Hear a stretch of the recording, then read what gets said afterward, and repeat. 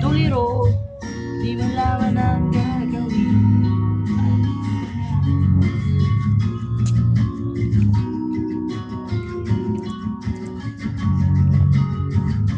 This is the burning.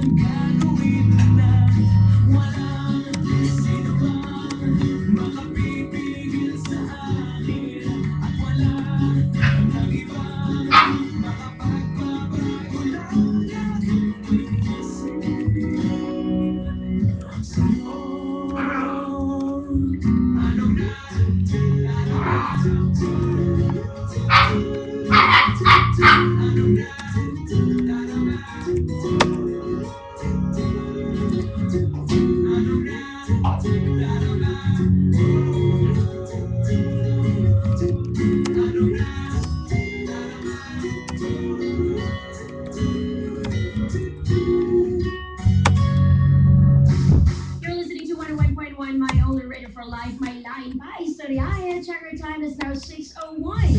Time check brought to you by 555 Corn Tuna. Sarap ginisa, panalo sa pamilya. Time check brought to you by Pond's Clear Solutions Facial Wash. 5 pimples for just 5 pesos. Magandang gabi mga kapamilya. Mula sa bulwagang pambalitaan ng 101 MOR for Life, narito ang balita sa oras na ito. Hatid sa atin ang STI, Education for Real Life.